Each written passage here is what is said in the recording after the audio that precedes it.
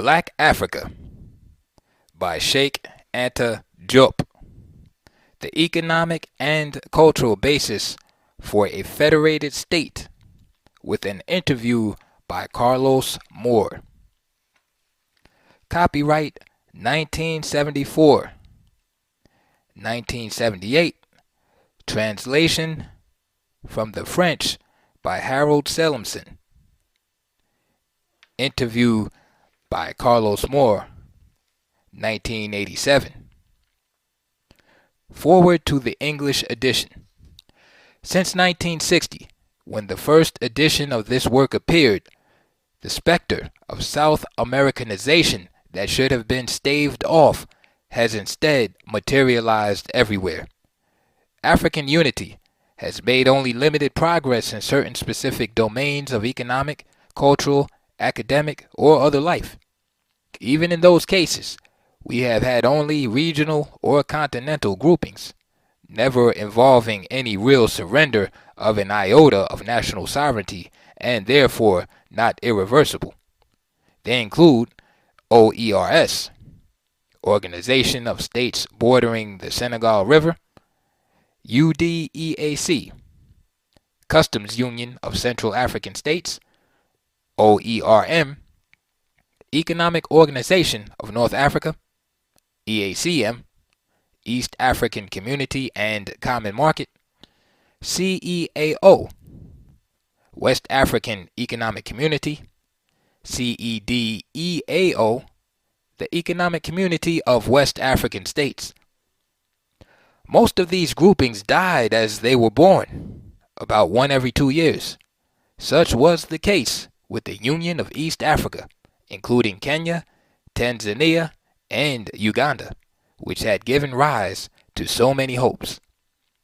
The CEAO, including Senegal, Niger, Ivory Coast, Mali, Mauritania, Upper Volta, Togo, and Benin; and CEDEAO, Nigeria, Ivory Coast, Mali, Senegal, Upper Volta, Niger, Togo, Guinea, and Sierra Leone, are recent creations in West Africa, but no less fragile.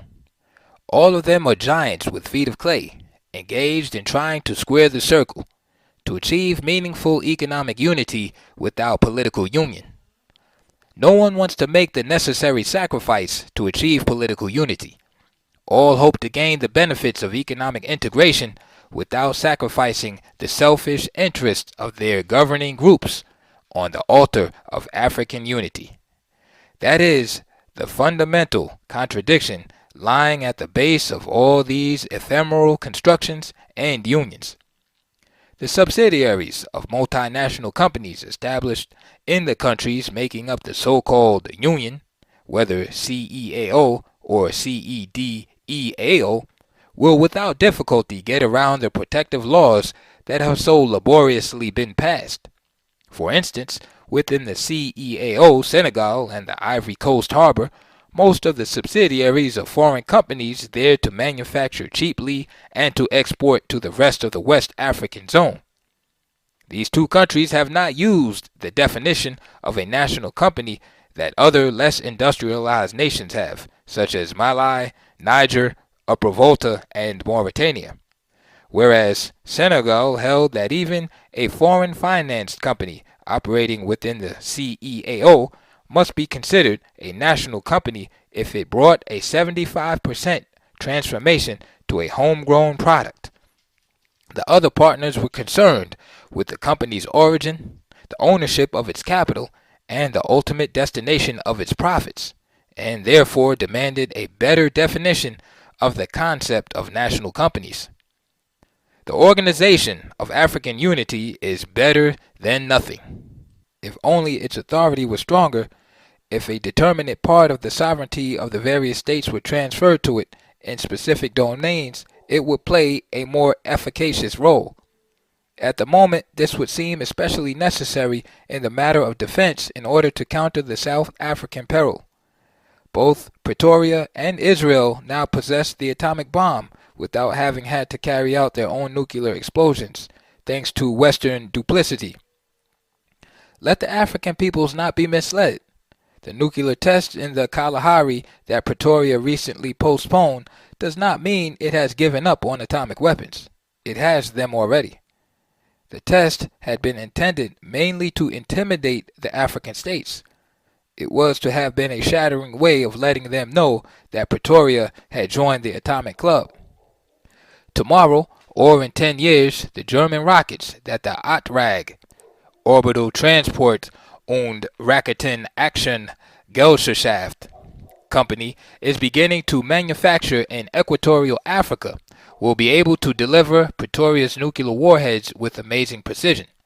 This will allow South Africa to have the entire black continent at its mercy, before Nigeria or Zaire are aroused or become sufficiently effective. We may hope that there might yet come into being an international solidarity of peoples to preclude such genocide.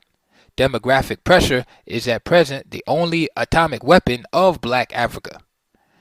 One is deeply disturbed to read such lines as, "Plans formulated in the United States in 1970 to control birth rates are extremely far-reaching and suggest, for example, the idea of putting sterilizing agents into the water supply of cities or household salt, if need be, over the objections of local governments."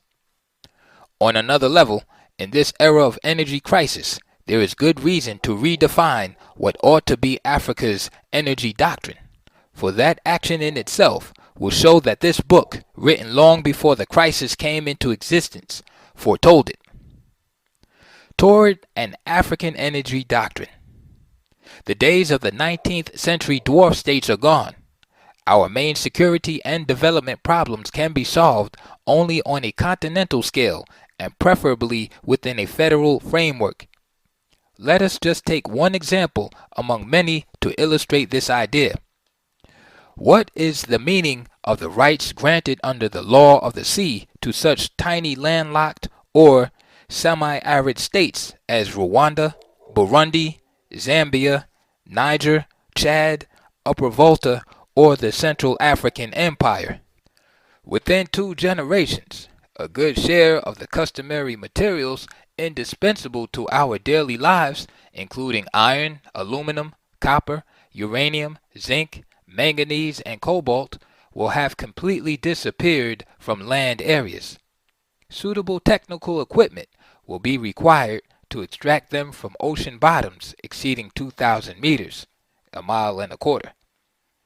A right which one has no material or technical way of using is just a dead letter.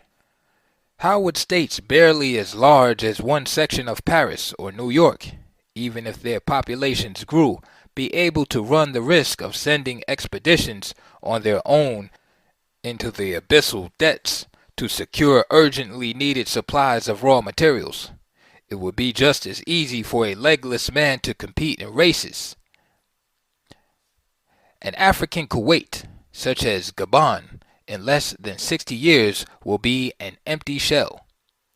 Enlightened self-interest itself argues for the adoption, before it is too late, of a federal system. Belgian-American interests, preparing for the political instability that would prevail in the colonies following World War II, working at maximum rates and beyond, mined all the uranium of the then Belgian Congo in less than 10 years and stockpiled it at Ulen in Belgium. The Shin-Rolowebe mines in Zaire today are emptied, having supplied the major part of the uranium that went into the Nagasaki and Hiroshima bombs. Until 1952, Zaire was the world's leading uranium producer. Now it ranks 16th in reserves and has ceased to be counted among the producers. This one example shows how fast our continent can have its non-renewable treasures sucked away while we nap. The upshot is that only a continent-wide or a subcontinent-wide federated state can offer a safe political and economic area stable enough for a rational formula covering the development of our countries with their infinitely varied potentials to be put into effect. Because the federated state involves a real surrender of sovereignty, It is an irreversible structure that has nothing in common with the transitory economic groupings that have proliferated since independence. Within a federated state, today's political boundaries would become mere local administrative lines and disagreements, such as the ones which have pitted or presently pit Mali against Upper Volta, Ghana against Togo, Libya against Chad, Morocco against Mauritania in the Polisario, Somalia against Ethiopia, would no longer be conceivable. That, therefore, is the framework within which we have chosen to deal with Africa's energy problems. The ideas presented in popular form in this work, which was first written in 1960 before the world energy crisis, are topical. In fact, it includes the whole of today's OMVS, l'Organisation pour la mise en valeur du fleuve Senegal, the Organization for the Development of the River Senegal, program before the fact. We would like, in these prefatory pages, to indicate how we conceive an African energy doctrine. What we are proposing is a schema of continent-wide energy development that takes into account at one and the same time renewable and non-renewable energy resources, ecology, and the technical advances of the coming decades. From such a starting point, we will try to establish, not only on the historical cultural level, but also on that of economic rationality, a future African-Arab cooperation in the particular sphere of use of energy resources. Black Africa will have to find a formula of energy pluralism that harmoniously combines utilization of the following sources of energy. 1. Hydroelectric energy, dams. 2. Solar energy. 3. Nuclear energy. 4. Geothermal energy. 5. Hydrocarbons, petroleum. And 6. Thermonuclear energy. The first 5 sources of energy are already utilizable to various degrees in Africa and the rest of the world, while the last has not reached a practically operable stage. There can be no doubt, despite a requisite degree of pessimism, that its applications will become operational within the next 40 years, that is, in less than 2 generations, at the very moment when the reign of oil will be ending with the exhaustion of the last deposits on Earth. We cannot here go into technical aspects of the problems. That would make no sense in a text which aims to popularize ideas that are vital to us all.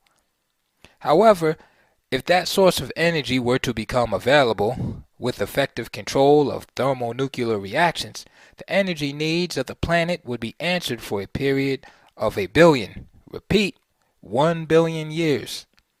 The future instruments that produce this energy, whether called thermonuclear reactors or tokamaks, from the Soviet origin of the first experimental prototype so named, will be fed in their final and truly operational stages by heavy hydrogen, obtained basically through the electrolysis of seawater.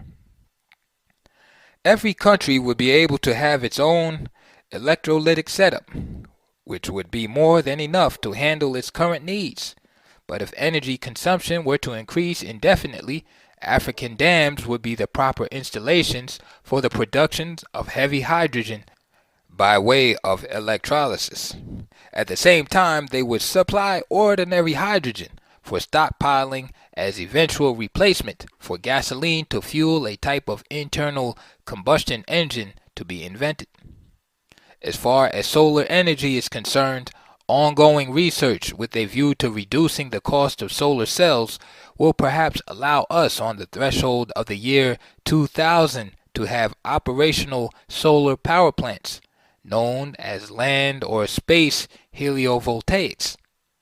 We stated in this work that the practical application of solar energy for industry was basically a problem of physical chemistry. Events have not proved us wrong. Nevertheless, solar technology is improving daily, and the application of solar energy to home heating and cooling is well underway. Solar energy has already been put to use in a number of high-rise buildings, and communal solar receptors are in operation. For a great many reasons which would be difficult to detail here, we believe that the continent-wide options available to Africa should be the following. First, to bank on the triumph of thermonuclear energy and immediately create a pilot fusion center in an appropriate African country open to all qualified African researchers willing to follow this line of pursuit. Fusion is only very slightly polluting, either radioactively or thermally. Second, to bank supplementarily on solar energy. And the third place, to bank on geothermal energy, also producing only slight pollution, especially for the volcanic regions of East Africa. There is no need here to go into the sources of wind, tidal, or other energy which, while less significant, are discussed in the text proper. The three above-mentioned sources, thermonuclear, solar, and geothermal, now being domesticated, fall into place with three others that are already standard: hydroelectricity, dams, nuclear fission, as opposed to just nuclear fusion, just considered, and hydrocarbons.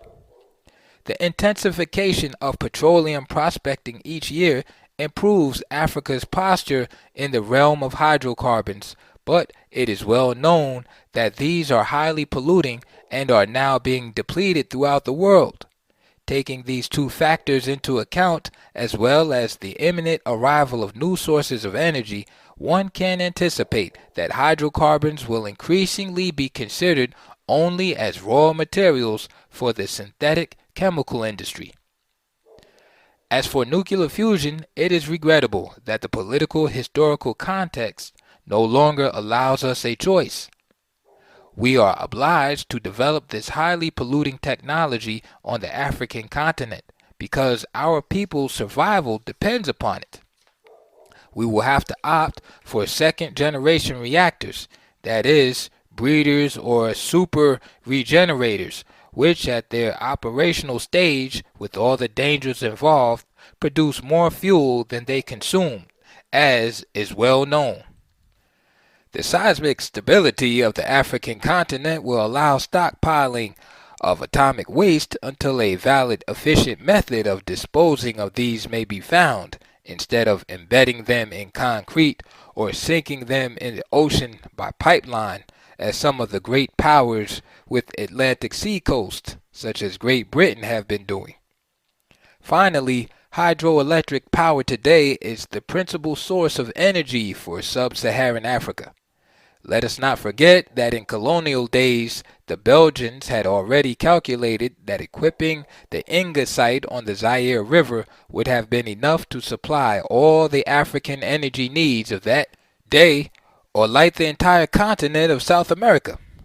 They at one time considered transporting this power in direct current, because there is less loss from the equator to Spain, Portugal, and Italy, and selling it to power-poor Southern Europe. Their calculations showed that it could be sold in Europe at a competitive price per kilowatt, even after having been transported over so long a distance. Abundant hydroelectric power has allowed Zaire to undertake the installation of a plant for the enrichment of uranium, a technique requiring vast amounts of electricity. We might also point to the dams at Coborabassa, Awan, and elsewhere. Two-thirds of the world's reserves of hydroelectric power are concentrated in Africa. Black Africa is, therefore, a continent rich in power.